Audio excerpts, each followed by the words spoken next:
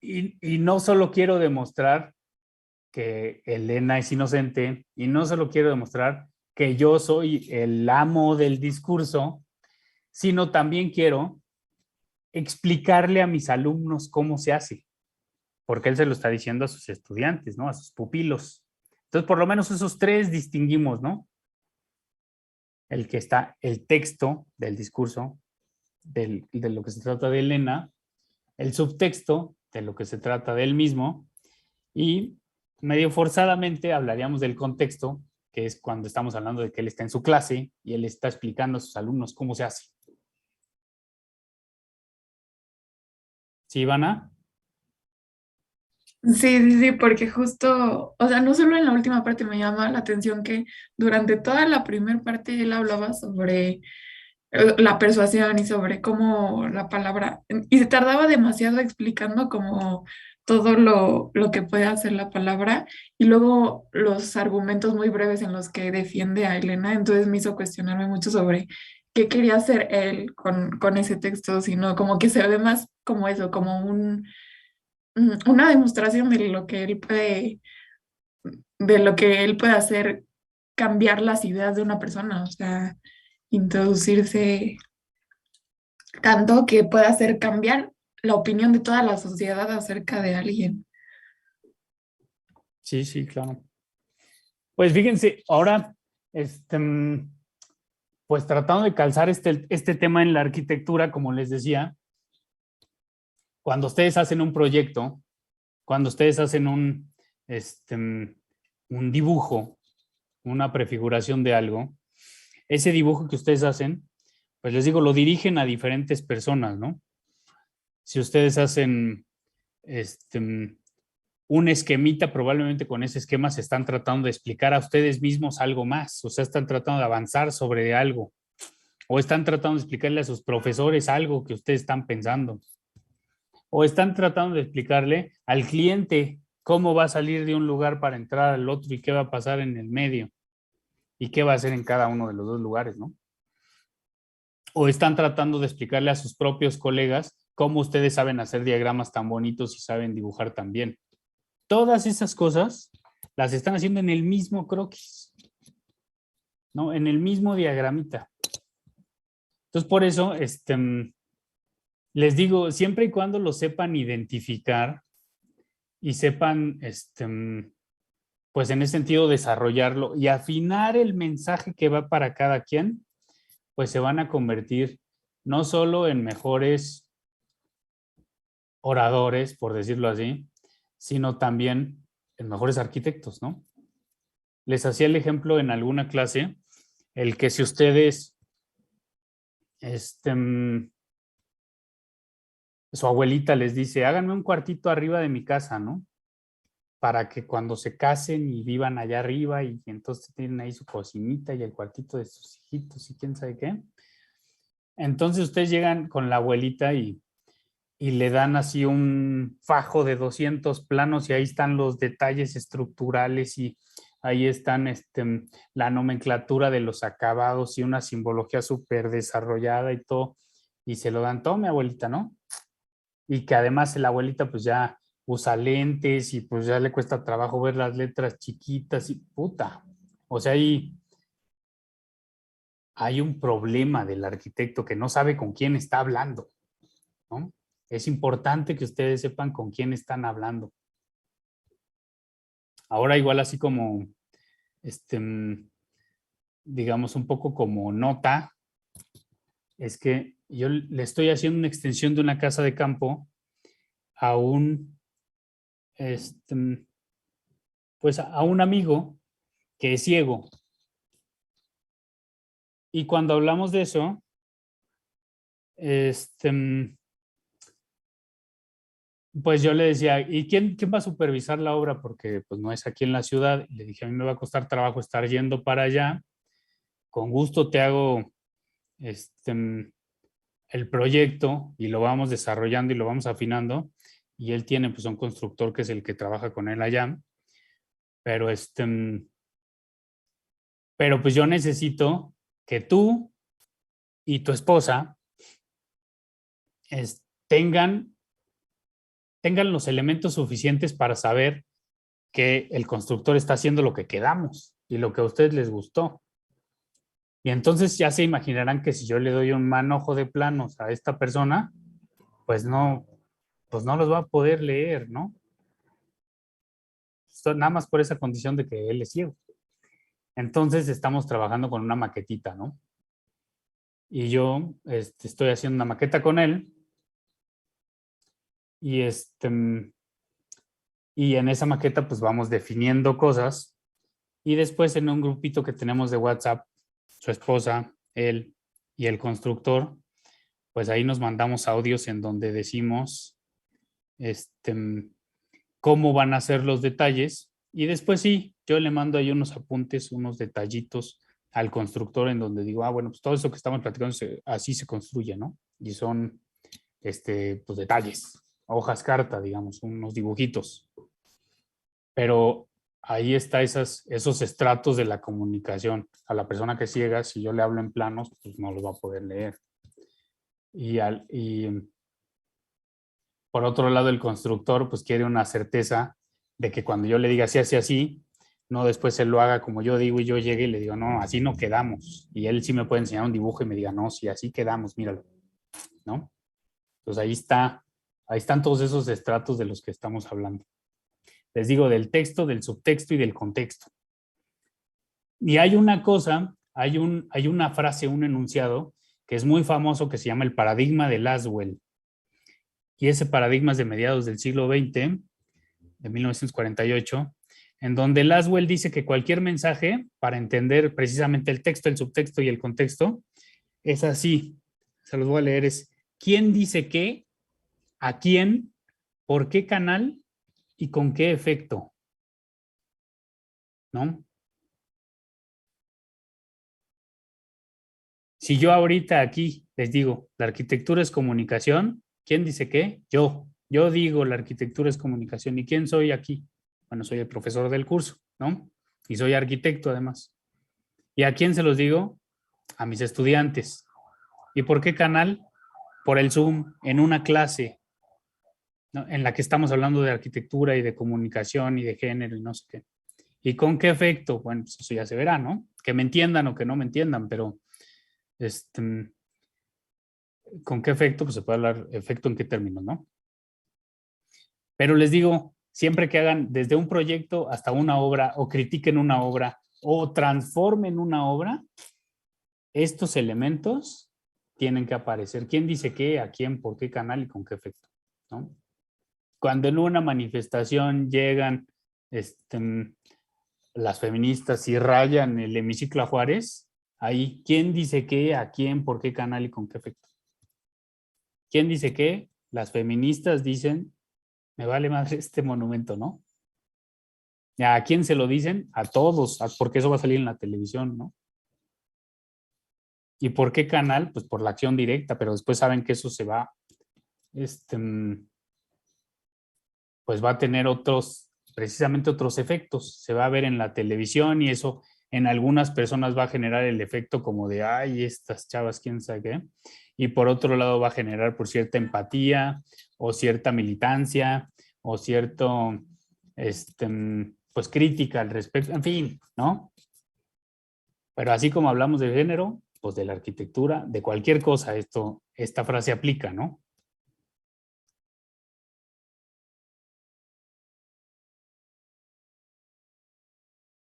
Entonces hasta aquí vamos bien. Una duda, ¿quién decía eso? Laswell. Bueno, se los pongo aquí en... A ver, espérenme tantito.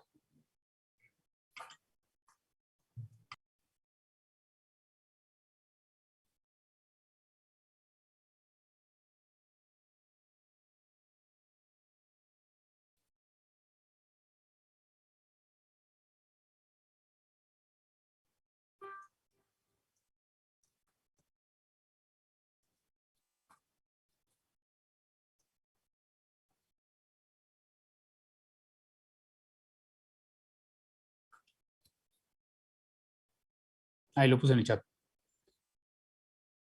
Gracias.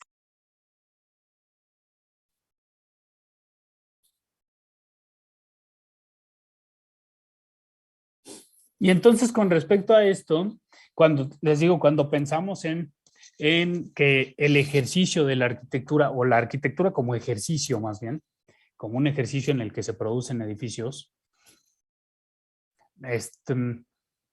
pues desde pensarla hasta hacerla y usarla, interpretarla, transformarla y demás, todo se podría leer como un texto, como un mensaje, ¿no?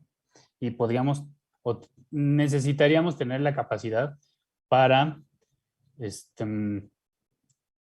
pues les digo, para que si nosotros vamos a emitir ese mensaje, pues ese mensaje llegue de la mejor manera posible a, a, a las personas que nosotros pensamos. Los mejores arquitectos de la época y en realidad las personas más prominentes en cualquier ámbito,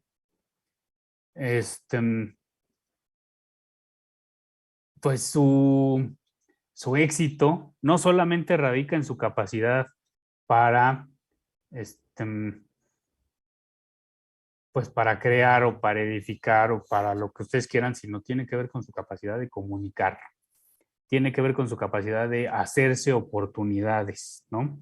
Si ustedes como arquitectos son tienen esta idea romántica del arquitecto que está aquí dibujando y dibuja súper bonito, y pero no tiene la capacidad de, o más bien no ejercita su capacidad de ir a los lugares adecuados a presentar sus proyectos de la manera en la que quiere y de hacerse las oportunidades de construirlos, pues aunque los dibujos son muy buenos, pues si no se hacen, pues no se hacen, ¿no? O sea, parte de ser arquitecto también tiene que ver con que ustedes sepan, pues como dicen por ahí, cacarear el huevo, enseñar lo que hacen, ¿no? Proponerle a alguien y convencer a alguien de que ustedes tienen la capacidad necesaria, suficiente, para que él tenga la confianza de depositar su dinero en ustedes, porque una obra no es algo barato, y entonces ustedes la lleven a buen término, ¿no? Ustedes, a final del proceso, le entreguen así las llaves de su casa y vas, y a él le guste, y le sirva, ¿no?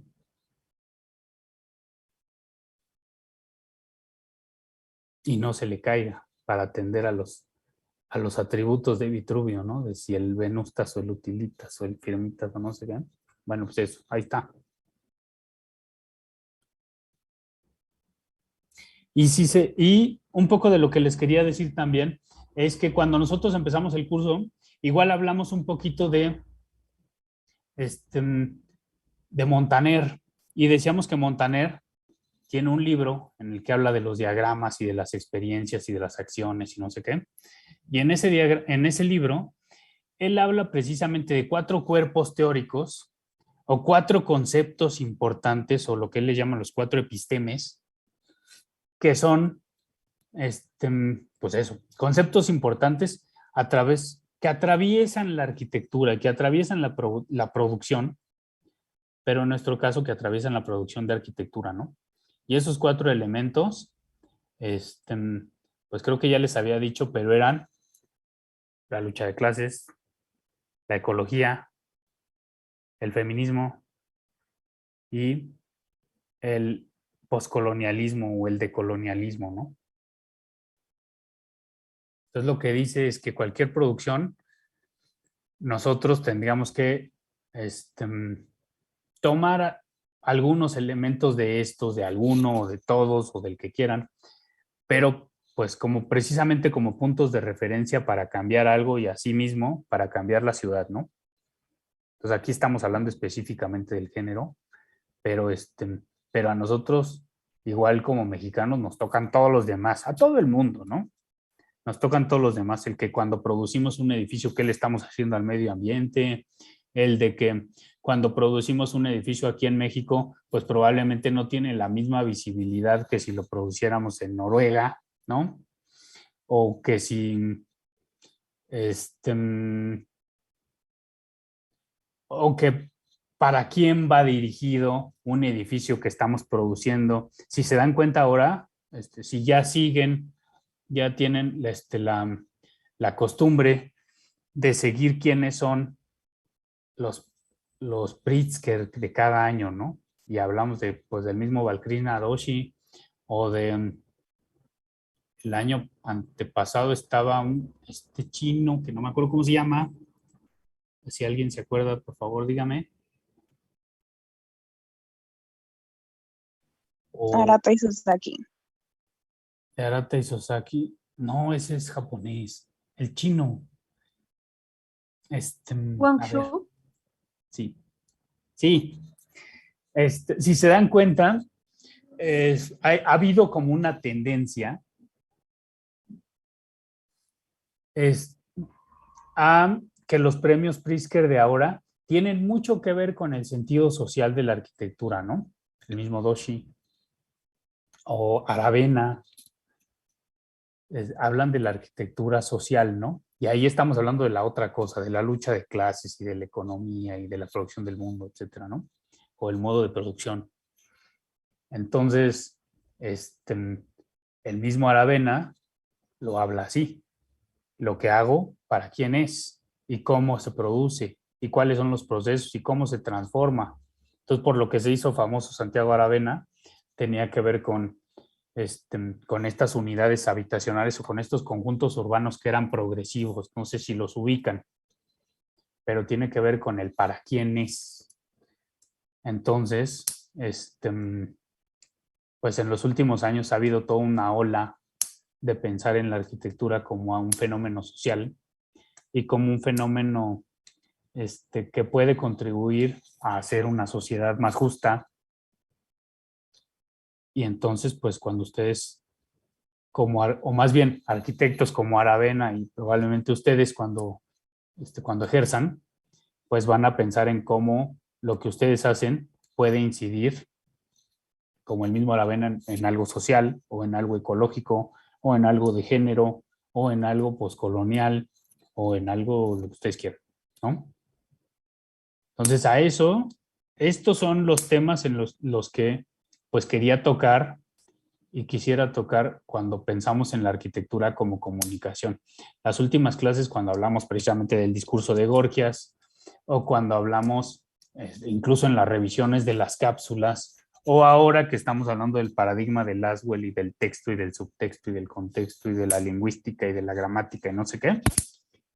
Todo esto yo lo quiero poner precisamente como el contexto para que las próximas dos clases podamos hablar de temas específicos y los vayamos,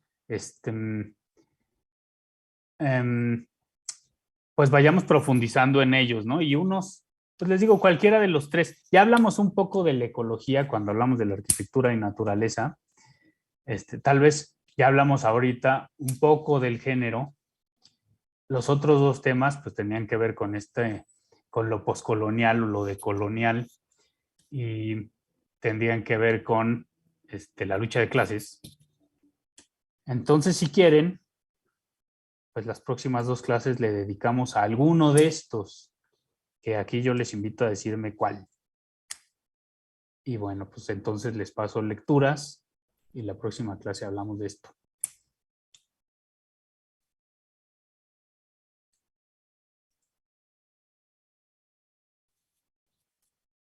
Luis Daniel. Yo ahí como que tendría una pregunta. Venga. Algo que bueno, la estructura que hemos adaptado como tal para la secuencia de el desarrollo de estos temas ha sido más de, nos pasas lecturas y más o menos dedicamos la clase para entender el tema, pero realmente creo que sí nos falta una clase para X tema, nos falta una clase para realmente debatirlo, porque pues en primera, como nosotros no estamos tan instruidos y pues para eso es esta clase, para entender cómo funciona y cómo opera los diferentes temas que nos vas dando, pues se nos va el tiempo y quizá hay alguno que sí nos interese a muchos o que pues sea de una importancia mayor y que queramos retomarlo y entonces una clase se puede volver más de como de qué pensamos de este tema, ya con la instrucción o ya con lo que ya tenemos de base, o las lecturas y así. Bueno, Ese es como, ajá. me parece bien, o sea, si están de acuerdo, podemos, pues ya no dos clases con dos temas, sino la siguiente clase se la dedicamos a leemos algo, o sea, les doy unas lecturas, después, en la última clase hacemos otra vez una especie de debate en la que identifiquemos algunas posturas y pues hablemos de eso. No sé si a esto te refieres, Luis Daniel, y si de ser el caso, eso les parece que hagamos. Tanto así como debate, pues eso sí se lo dejo a la, a la opinión pública, pero sí más de opiniones.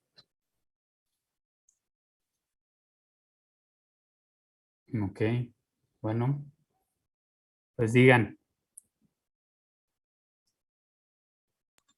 Es que creo que si luego se deja como solo a participar, como que no se participa. Y en el debate siento que se dialogó más o así. O sea, que si haya debate, eso dices.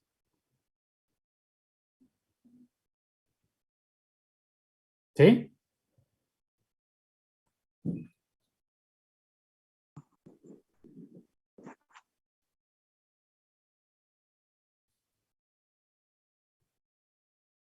Ujú.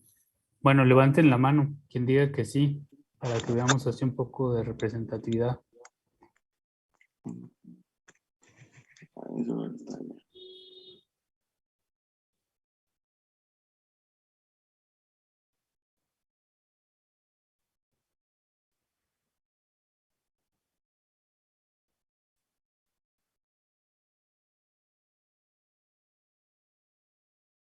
Va.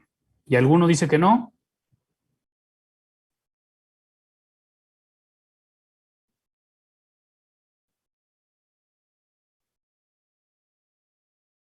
Ok, parece que no. Bueno, pues si les parece bien, entonces, la próxima clase, ¿de qué hablamos? ¿Qué tema es el que bajamos aquí con qué tema teorizamos?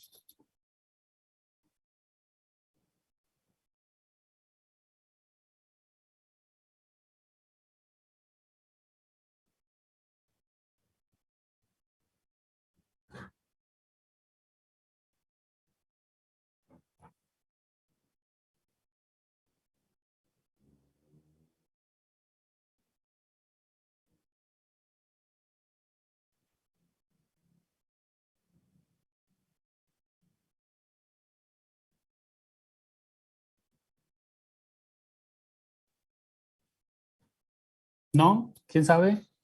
Pues están esos cuatro. A ver, habíamos hablado de la ecología, habíamos hablado de género, podíamos hablar de lo social o la lucha de clases, como dice Montaner, o podíamos hablar de lo poscolonial o decolonial, cualquiera de las cuatro.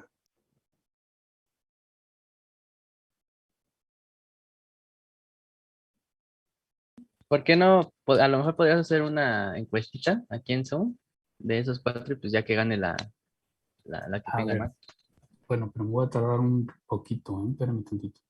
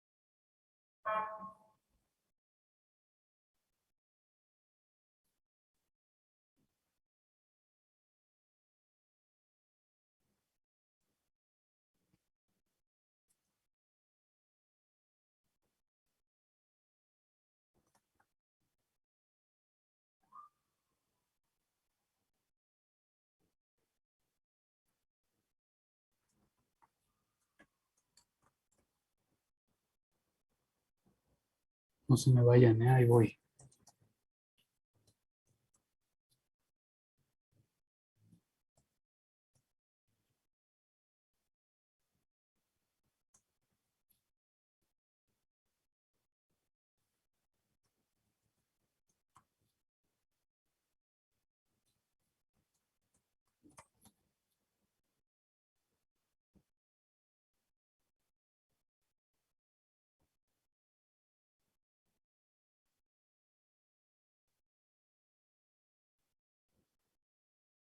Listo.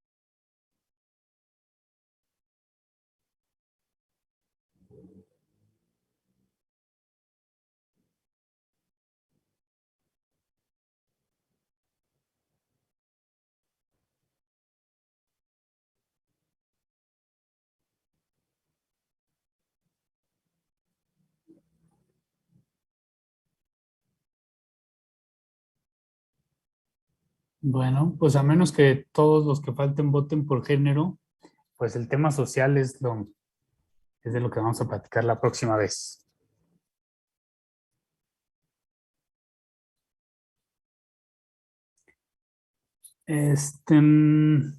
Perfecto. Bueno, pues entonces sería todo. Les mando lecturas entre hoy y el jueves y nos vemos el martes. Gracias. Hasta luego. Cuídense. Gracias. Hasta luego. Gracias, buen día. Gracias. Gracias.